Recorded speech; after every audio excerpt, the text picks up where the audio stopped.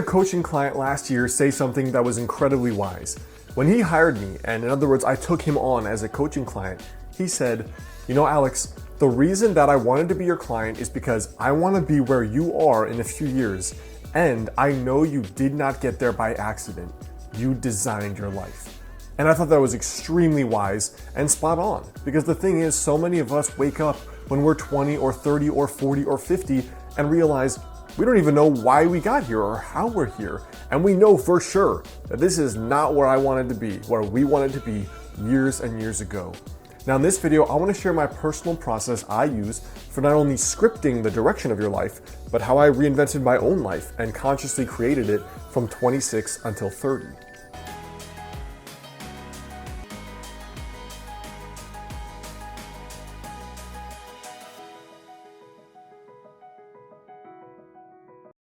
What's up guys, Alex Hine here, author of the book Master the Day. Now in my own life here, really I think that designing your life and making it go forward in the direction you want it to go forward has three parts.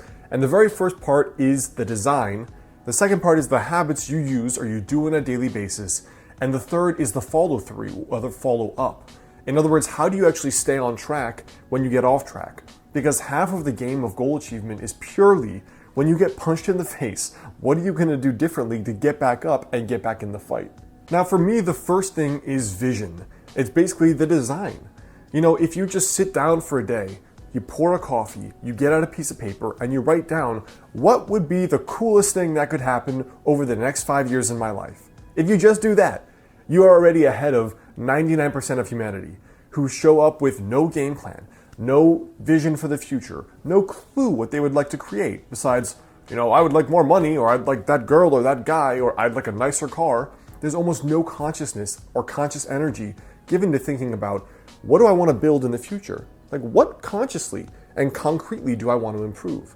So for me, the way that I do that is, first of all, I have a journal where I'm regularly writing down updates for the kind of life that I want to build. You know, it starts with the vision, which makes me think of the fact that the skyscrapers of New York started with a picture in somebody's head. And so did spaceships. And so did curing a difficult disease. And so when I think of it like that, I always make sure I'm consciously creating, even if it is just in my thoughts, even if it's just up there, both in print journals and in a document that I call 5 years from today. So the three things that I use for my yearly envisioning are, one, the yearly envisioning process I've talked about here, which is basically at the start of each year, I write down what is the coolest thing that could happen this year. Like perfect year, no limitations, no just be realistic, but like what would be the coolest thing that could happen? I put it on one piece of paper that's always on my desk every single day, and I review it twice per day. Now from there, that yearly document also has my daily habits, the unique projects I'm working on in each quarter of the year, as well as the things I know that I need to work on to get better, basically, to improve myself. The second thing is the pocket journal I carry around. This for me is always to record things that may change about my thinking, ideas I get when I read or listen to podcasts, as well as little intuitive hunches that come up. So if I'm talking to a friend or I'm reading a book and I'm like, wow, that would be an awesome idea. For example, that's where all my books came from. Wouldn't it be cool too? ... I put it down in this little book. It's just a little 3x5 moleskin that I always carry around with me. And then day by day, I can flip through that and be like, you know what? These were those cool things I wanted to basically manifest and create in my own life. Let me just keep a note of them. The second way I do that is by doing a weekly journal page. Now the weekly journal page is just a strategy page, which I talked about in my recent video on journaling for success. And in that strategy page, it's basically, where are you, Alex? Where do you want to be? And are those habits you're doing every day sufficient enough to actually get you there? So the whole point of this journal page is reflection. You're doing this, are you still on track? If not, what has to change? And then finally, I have this little journal notebook, a digital notebook in Evernote, and it just says 5 years from today. Now, I don't really stick with that idea of 5 years from today, but the point for me is, where do I want to go? In what direction? It could be as simple as moving. Like I know I'm moving to California after I'm done with my doctorate in Portland. It could be as simple as the relationship you want to be in. For example, I'm 30. I know that I want to be married by 35, so I can have that there. I know that I want to have a private practice and a traditionally published book and 3-4 vacations per year. I put all of that down where I don't know how I'm going to make it happen yet, but it will happen for sure. I haven't quite fleshed out the process. The point is that you're putting trajectories in your brain and in your subconscious.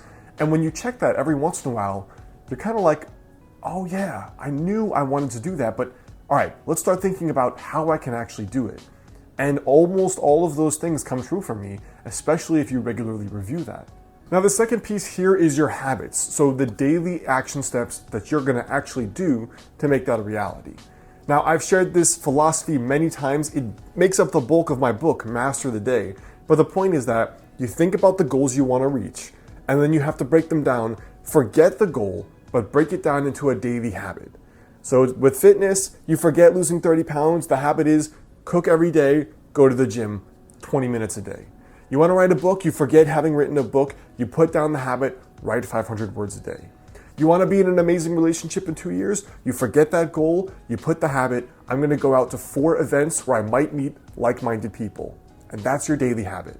So you bring it back to, what do I have to do today? Now, the way I track that is a combination of ways. So not only in that yearly visioning document do I put that, I also record it in Evernote. And the reason I do that is because every Thursday, I have a 30 to 45 minute mastermind call. Now, I've had a personal mastermind for over 4 years now, every single week. And it's basically started when I started my business because that was so difficult for me. But it progressed to, like, are you happy? Are you building the life you want? Is your ladder up against the right wall, as the saying goes? Because you might climb the ladder of success and realize you climbed the wrong ladder and you're not where you want to be. So it's also about conscious goal setting and being crystal clear on the path forward, making sure you're going down the right path you want to be down. So I actually have a maximum of 3 goals per year and then 3 habits per goal. For example, the goals are often much more complex than you think. Like, let's say you've only been sleeping 5 hours a night. Well, your daily ritual may have to be, I'm going to disconnect from the computer at 11, I'm not going to have coffee after 5, and I'm not going to stress myself out with homework or with work after a certain time. It may take a few habits. Just like doing well in school or high performing at your work may also be more than one habit. It may mean I'm going to study this study strategy every day and apply that. Or I'm going to do an extra 1 hour of work per day or self-study or something else.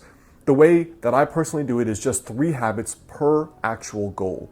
And those I track in a weekly scorecard document, which is, these are the 3 things, did I do them Monday through Sunday? And then when I get to my Thursday night mastermind, we all get on the phone and I basically give a report. I did this 50% of the time, 90% of the time. This is what didn't work. This is what I have to improve.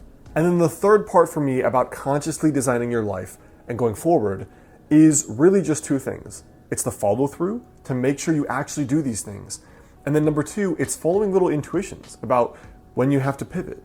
So the way I keep the follow through going is every night I do a little Master the Day journal page. The journal's not out yet, but I still have a print kind of document that I use for tracking, did I do this? Where do I have to improve myself? The Thursday Mastermind, which is a 45-minute call, we use Uber Conference for free. You could do the exact same with a few of your friends or people online. My very first mastermind was totally online people I had met that were other internet entrepreneurs. Now from there, I have the Thursday Mastermind, I have the weekly strategy journal page, and I have my daily habit tracking. And besides those 3 things, all I do is carry around that little pocket moleskin journal I told you about, because then I feel like if something doesn't feel right at all, like you're off track, you don't like this job, you're dating someone and you realize something's not right, I write down the intuitions because I can't always consciously articulate the next move. Sometimes it's easy, I want to move to California. Other times it's not. Do I stay in this relationship? Is this business still what really excites me? Am I proud of all the work I've created? Those are things that may be better governed by your intuition and better understood. So I just keep a log of all the little intuitive impressions, and then I systematically explore them more, and then I take time to just go through them and see what's behind them and unpack them. So I hope that helps you guys. That's a little bit about my process for consciously scripting your life, which has been my whole shtick for a while. And that's really the thing that made the biggest difference for me, going from 24 or 25, where I had done nothing impressive with my life, very average student, hadn't done much besides traveled, to now really contributing and producing a lot and having had a productive life the last 5 or so years. Now, before you go, I want you to leave a comment there below. Let me know for you, if you could consciously script your life, what would be the first thing you think is important? Hey guys, well, one of the things that goes along with being in sage mode, like I talk about here, is being calm and being sage. Now, the Biomat is a pad you can put on your bed or on the floor, which uses technology that was actually discovered by NASA to help you reduce stress and fatigue. Now, it produces negative ions, which are considered nature's energizer. And these negative ions you can find in abundance in places like forests and mountains, waterfalls, and oceans. Now, the Biomat in particular is comprised of 3 parts that help you have that stress relief and that fatigue relief. Now, the Biomat can also help with pain relief and circulation. It is FDA cleared, and one of the cool things is that it profoundly affects both the nervous system while also promoting deep relaxation. So it kind of has this dual energizing and relaxing effect. Also, the people at the Biomat store recommend and encourage you to call for personalized customer service and advice. It's kind of unique among companies now that basically don't want to deal with you, so that is worth investigating as well. And like some customers have said, it's really restorative. So a direct quote from one person was that it's the world's greatest power nap. Check out the Biomat link here on the screen or in the description box there below if you'd like to find out more information on it.